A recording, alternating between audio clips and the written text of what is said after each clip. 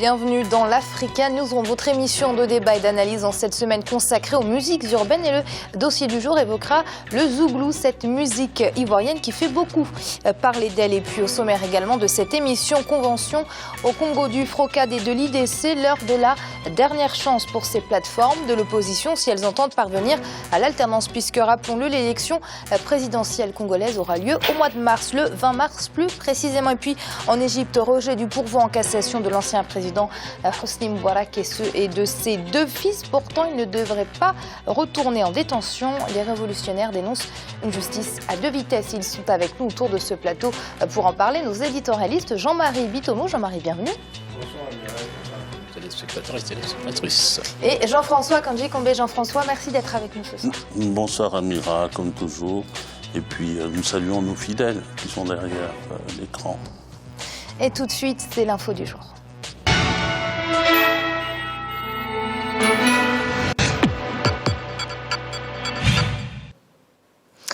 Au Congo, le conclave entre le FROCAD et l'IDC, deux plateformes de l'opposition, s'est ouvert ce 8 janvier. À l'origine de cette convention, la révision du calendrier électoral par le président Denis Sassou Nguesso. Les conclusions des discussions sont attendues ce mardi. Elles donneront une orientation à l'opposition pour la présidentielle de mars 2016. C'est un sujet d'Idlette Mirabel-Bissou.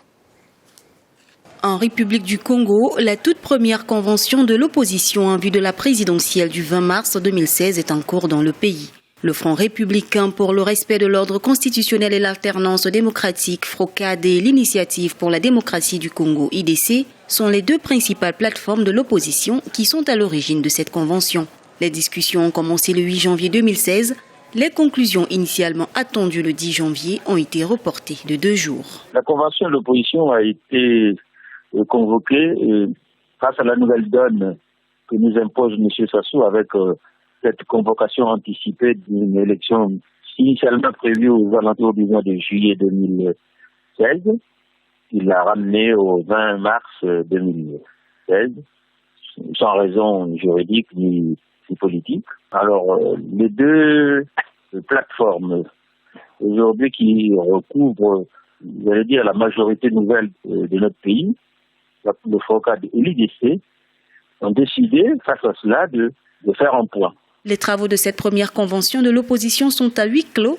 La première plénière se tient ce lundi. Elle va être suivie mardi de la plénière générale. Au total, 4 commissions vont rendre publiques dans la mesure du possible les résolutions de leurs travaux le 12 janvier 2016. Les travaux portent entre autres sur le bilan du parcours du FROCAD et de l'IDC, sur la réaction de l'opposition face à la présidentielle anticipée, et sur la gouvernance électorale et sur la réorganisation de l'opposition. L'objectif principal, c'est de renforcer la cohésion déjà au sein de l'opposition, qui pour l'instant est sur deux plateformes plus ou moins indépendantes, réagissant simplement par un acte de partenariat. Aujourd'hui, nous allons vers quelque chose de plus consolidé pour unifier nos efforts et opposer à M. Sassou une réelle résistance beaucoup plus unifiée et formalisée. Les électeurs de la République du Congo sont appelés aux urnes le 20 mars 2016 pour la présidentielle. Cette décision a été prise lors du Conseil des ministres le 30 décembre 2015, présidé par le chef de l'État sortant, Denis Sassou Nguesso. Un changement du calendrier électoral, jusqu'ici contesté par l'opposition. Jean-Marie, mieux vaut tard que jamais, mais cette convention à 2 mois de l'élection présidentielle, ça ne fait pas un peu trop juste? Ça fait trop juste, effectivement, Amira. Je pense que les forces politiques africaines d'opposition commencent à se rendre compte que le fait de vouloir concourir, c'est-à-dire de manière dispersée, c'est-à-dire ça porte préjudice à tout le monde. Le mouvement qui se poursuit au Congo aujourd'hui, on a vu le même mouvement qui a commencé en RDC. En RDC, si vous voulez, vous avez des plateformes qui sont aussi formées. Il est très très important de pouvoir vivifier l'environnement, si vous voulez, politique de nos États africains. Aujourd'hui, nous ne connaissons pas la position exacte du président Sassou. Veut-il se représenter? Il y a le référendum qui est passé par là. Il a laissé entendre à un certain moment qu'il n'allait pas se représenter. C'était juste pour renouveler la vie politique. Ce renouvellement de la vie politique, là, de mon point de vue, nécessite aussi qu'il y ait une alternance qui suive pour que les choses, c'est pas que le président Sassou, si vous voulez, il a fait ce qu'il pouvait faire pour le Congo. Il est vrai qu'il y a les les dernières réalisations qui sont des réalisations importantes, mais je pense que l'alternance politique, parce que de mon point de vue, dans le domaine politique, nul n'a la science infuse. C'est-à-dire, moi, je suis pour qu'il y ait une alternance, que chacun vienne, il pose les jalons de ce qu'il a posé, il réalise ce qu'il a réalisé, et que la continuité de l'État, c'est-à-dire, bon, Jean-François peut parler mieux de ça que moi, lui le juriste, que la continuité de l'État suive. Donc, ces plateformes-là, c'est dommage qu'elles se mettent en place, c'est-à-dire de manière tardive. Ils auraient dû commencer, c'est-à-dire à s'asseoir il y a 2 ou 1 an avant, tout simplement. Pourquoi? Parce que la date qui nous attend aujourd'hui, c'est pas une date qui est connue, si vous voulez, depuis 6 mois. C'est une date, c'est-à-dire que tout le monde connaît. Donc, dès cet instant-là, je me félicite d'une chose, c'est que les oppositions commencent à se rendre compte que pour qu'il y ait une réelle alternance, il faut qu'il y ait des plateformes politiques et surtout des plateformes programmatiques et non pas des plateformes sur lesquelles on est en train, si vous voulez, d'encenser, de vouloir, comment dirais-je, à tout prix abattre l'adversaire que vous avez face à vous. Sans ces synergies-là, il y a point de succès au bout de mon point de vue.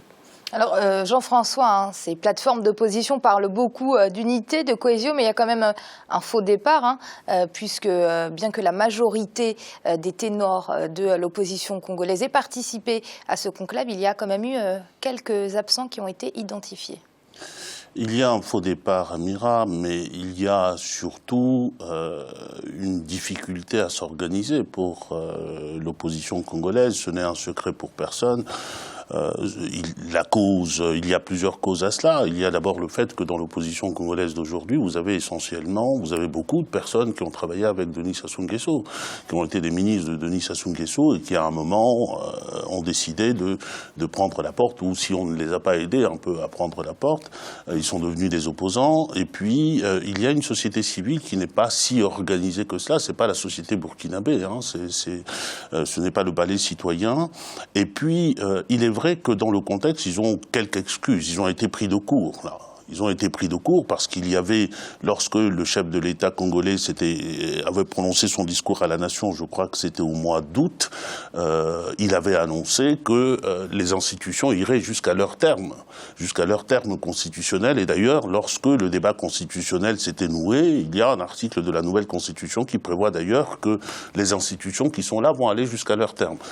Et là, tout d'un coup, le terme, justement, c'était les élections de juillet qui avaient été prévues, là. Et là, tout d'un coup, on raccourcit le délai, mais c'est aussi un signal que Denis Sassou Nguesso, le pouvoir d'aujourd'hui, est assez mal à l'aise, parce qu'au Congo, aujourd'hui, il y a 2 constitutions qui s'appliquent. Il y a la constitution de 2002, qui s'applique pour les institutions jusqu'au terme de leur mandat, et il y a la nouvelle constitution.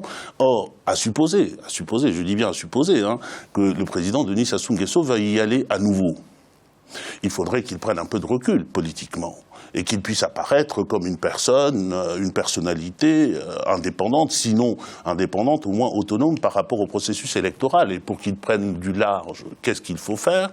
Il faut nommer un Premier ministre. Dans la Constitution de 2002, il n'y a pas. Il y en a dans la nouvelle Constitution, mais vous ne pouvez pas nommer de Premier ministre tant que les institutions ne sont pas finies. Donc on est dans une sorte de cul-de-sac qui a obligé le président à aller à cela. Mais à mon avis, et je terminerai par là, je pense que cette opposition-là, elle est un peu inconséquente de ne pas avoir prévu depuis longtemps. Cela fait depuis longtemps qu'on s'oppose à Denis Sassou Nguesso, cela fait depuis longtemps, y compris à l'occasion du référendum constitutionnel également, que ces 2 forces-là avaient commencé à agir, n'avaient pas réussi à s'entendre. Je les écoute aujourd'hui et je me dis simplement, quel est le projet pour le Congo de demain qui est proposé par l'opposition? On parle d'opposition au président Sassou Nguesso, on parle de vouloir l'alternance, on parle de gouvernance électorale, mais ce n'est pas ça qui va faire manger les Congolais demain, ce n'est pas ça qui va développer le Congo de demain. Donc nous avons toujours le même problème avec nos oppositions politiques en Afrique, c'est aussi cette incapacité-là à avoir une vision du pays à long terme, économique, social, politique.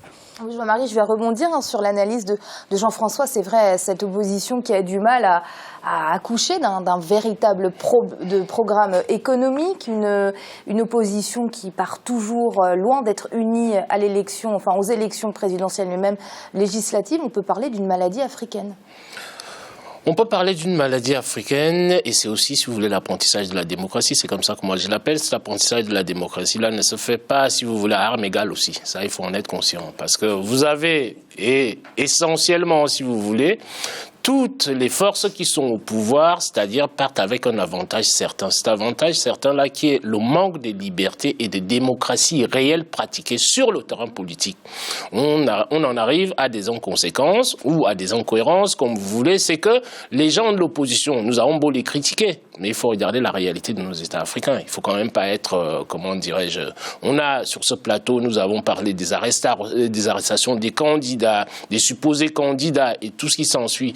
Donc, qu'est-ce qui se passe? Dès l'instant, si vous voulez, vous avez ces individus-là qui savent très très bien que l'environnement politique n'étant pas sécure. Donc, qu'est-ce qu'ils font? Ils attendent le dernier moment éventuellement pour pouvoir s'exprimer et c'est ça aussi, de mon point de vue, qui est la cause de l'impréparation programmatique dans laquelle se trouvent nos partis d'opposition, dans la mesure où vous n'avez pas vraiment des candidats qui se disent que j'ai envie d'accéder, si vous voulez, à ce poste suprême-là, qui est le poste du président de la République, d'un État, d'une nation.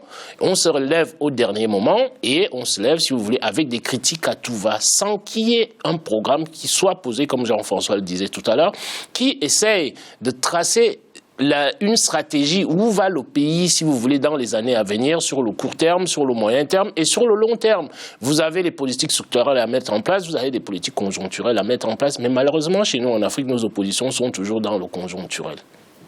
De toute façon, les conclusions de ce conclave seront communiquées dans la semaine. Nous reviendrons bien évidemment dessus au cours de cette Africa Newsroom. Et puis en Égypte, le pourvoi en cassation de l'ancien président Hosni Moubarak et de ses deux fils a été rejeté. C'était ce 9 janvier. L'ancien président, âgé de 87 ans, et ses deux enfants devront s'acquitter de leur amende, mais pour autant ne retourneront certainement pas par la casse-prison. Un verdict que les révolutionnaires et détracteurs de l'ancien régime ont beaucoup de mal à comprendre et à accepter surtout. Oumou Kelsumba. La Cour de cassation a rejeté le 9 janvier le pourvoi en appel de l'ex-président égyptien Hosni Moubarak et de ses deux fils. La juridiction a ainsi confirmé une peine de 3 ans de prison. Ils devront aussi s'acquitter d'une amende de 125 millions de livres égyptiennes. Ils étaient détenus dans un hôpital militaire du Caire depuis la révolte de 2011. Hosni Moubarak est jugé pour complicité dans le meurtre de centaines de manifestants lors du soulèvement. Cette décision de la Cour de cassation a suscité la réaction de l'association du barreau égyptien. L'importance de ce jugement signifie que les institutions concernées ont des arguments solides pour poursuivre Moubarak et ses fils. Actuellement, l'État est en mesure de récupérer tous leurs biens et les restituer au trésor public. Le pays en a besoin. Hosni Moubarak et ses fils sont privés de droits politiques. Je pense que c'est une sage décision. L'affaire Hosni Moubarak continue d'alimenter les débats. Si certains pensent que la sentence est méritée, d'autres estiment qu'elle est arbitraire. Car au mois d'octobre, la justice avait ordonné la remise en liberté des deux fils. Le jugement n'a pas de sens, car il a déjà purgé sa peine. Je pense que la décision de la Cour de cassation est trop sévère et la somme demandée en guise d'amende est aussi trop élevée.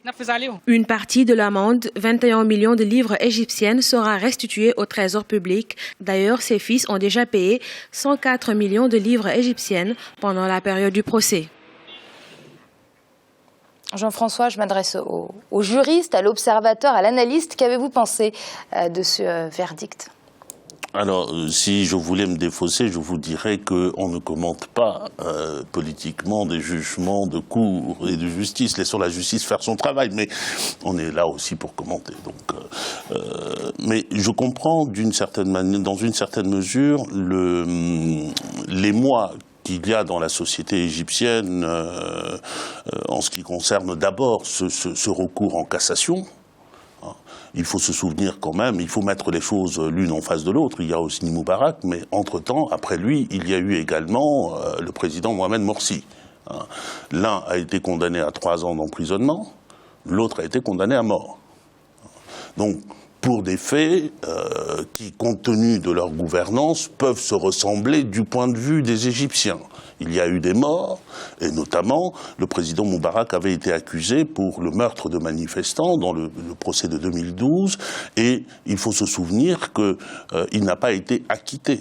Les charges ont été retirées. Alors qu'à la base, il avait été condamné à la prison à vie. Voilà, il a été condamné à la prison à vie, et lorsque, dans une deuxième phase du procès, les charges ont été purement et simplement retirées. C'est une décision judiciaire, certes, mais c'est une décision de politique pénale, qui consiste à dire, bon, on ne poursuit pas pour des raisons d'opportunité, ça ne veut pas dire qu'il n'a pas tué ou qu'il n'a pas donné l'ordre de tuer. Ça veut dire simplement que le pouvoir en place a décidé de ne pas le poursuivre pour ça. Et donc, on peut comprendre que le citoyen qui a vu des morts dans un premier temps, ensuite d'autres morts dans un deuxième temps, voit le deuxième temps condamné, le premier temps ne pas être condamné. Dans ces conditions-là, on aurait pu s'attendre de la part du président Moubarak à un acte de décence qui était de ne pas introduire ce recours en cassation. Après tout, l'enjeu n'était même pas son emprisonnement, puisqu'il avait purgé sa peine, y compris en préventive. L'enjeu était simplement un enjeu financier, et je peux m'avancer tout de même en disant que pour le nombre d'années qu'il a passé au pouvoir, il a accumulé suffisamment d'argent pour pouvoir payer l'amende. Qu'il paye l'amende, ceci va au profit du peuple égyptien. Bon, voilà le sentiment que j'ai aujourd'hui. Je comprends que les Égyptiens puissent se poser des questions, et je comprends que certains aillent même plus loin que de se poser des questions et soient un peu frustrés par rapport à cet acte-là et par rapport à la décision. Jean-Marie, très rapidement, parce qu'on n'a vraiment plus beaucoup de temps, vous comprenez la déception des révolutionnaires, puisque ce sont les révolutionnaires, les détracteurs de l'ancien régime qui aujourd'hui se plaignent de ce verdict, et plus généralement de la justice égyptienne. Vous savez, Amira, sur ce plateau, nous avons toujours, c'est-à-dire parlé d'une chose qui est très très dommageable chez nous en Afrique, si vous voulez, c'est toujours la justice à double vitesse, à triple vitesse, comme vous voulez. Là, les faits sont là. Les faits sont des faits. Ce ne sont pas, si vous voulez, des actes qui ont été posés au hasard. Ce sont des faits. Ces faits-là parlent d'eux-mêmes. Jean-François vient très bien de le souligner. L'ancien président, il a été, condamné à vie. Et là, vous avez quelqu'un qui est pratiquement relaxé, alors qu'il est resté au pouvoir bien plus que l'autre. Et que si on fait la comptabilité de ces méfaits-là, c'est bien plus lourd de l'autre côté de mon point de vue. Et c'est l'heure de marquer une courte pause. On se retrouve très vite pour la suite de l'Africa Newsroom avec un dossier du jour consacré au Zouglou et avec un invité de marque qui pourra nous parler de ce genre musical. À très vite.